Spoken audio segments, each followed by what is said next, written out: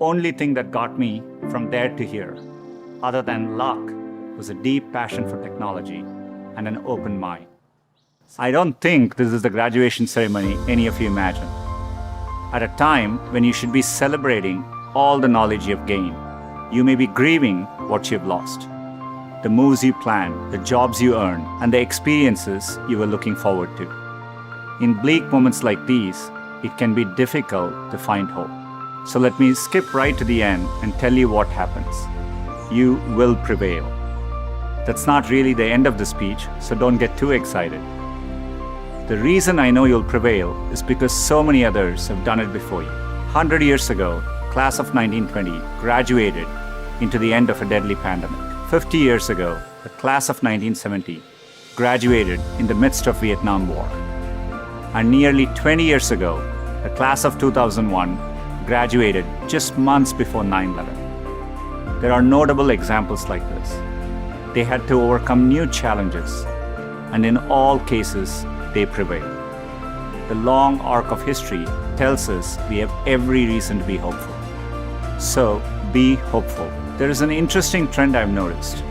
It's very conventional for every generation to underestimate the potential of the following one. It's because they don't realize that the progress of one generation becomes the foundational premise for the next. And it takes a new set of people to come along and realize all the possibilities. I grew up without much access to technology. We didn't get our first telephone till I was 10. I didn't have regular access to a computer until I came to America for graduate school. Under television, when we finally got one, only had one channel. So imagine how awestruck I am today to be speaking to you on a platform that has millions of channels. By contrast, you grew up with computers of all shapes and sizes. The ability to ask a computer anything, anywhere, the very thing I've spent my last decade working on, is not amazing to you. That's okay. It doesn't make me feel bad. It makes me hopeful. There are probably things about technology that frustrate you and make you impatient. Don't lose that impatience. It'll create the next technology revolution and enable you to build things my generation could never dream of. You may be just as frustrated by my generation's approach to climate change or education. Be impatient. It'll create the progress the world needs. You will make the world better in your own way, even if you don't know exactly how. The important thing is to be open-minded so that you can find what you love. For me, it was technology. The more access my family had to technology, the better our lives got. So when I graduated, I knew I wanted to do something to bring technology to as many others as possible. At the time, I thought I could achieve this by building better semiconductors. I mean, what could be more exciting than that? My father spent the equivalent of a year's salary on my plane ticket to the US so I could attend Stanford. It was my first time ever on a plane. But when I eventually landed in California, things weren't as I had imagined. America was expensive.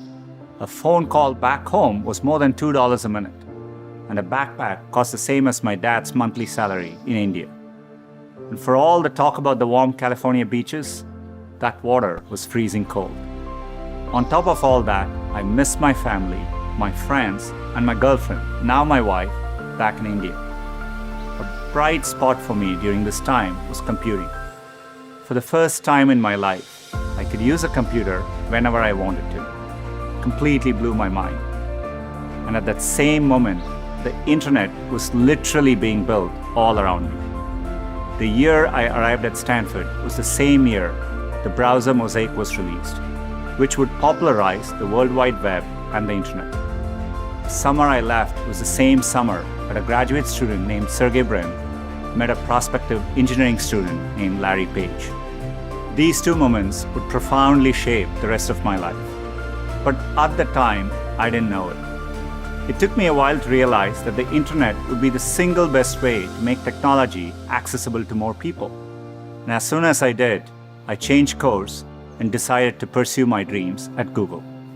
Inspired by the wonder that first browser created in me, I led the effort to launch one called Chrome in 2009 and drove the effort to help Google develop affordable laptops and phones so that a student growing up in any neighborhood or village in any part of the world could have the same access to information as all of you.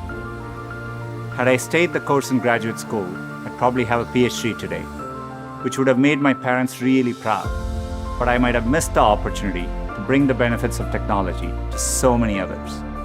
And I certainly wouldn't be standing here speaking to you as Google's CEO. Believe me when I say I saw none of this coming when I first touched down in the state of California 27 years ago. The only thing that got me from there to here, other than luck, was a deep passion for technology and an open mind. So take the time to find the thing that excites you more than anything else in the world. Not the thing your parents want you to do, or the thing that all your friends are doing, or that society expects of you. I know you're getting a lot of advice today, so let me leave you with mine. Be open, be impatient, be hopeful. If you can do that, history will remember that not for what you lost, but for what you changed. You have the chance to change everything. I'm optimistic you will. Thank you.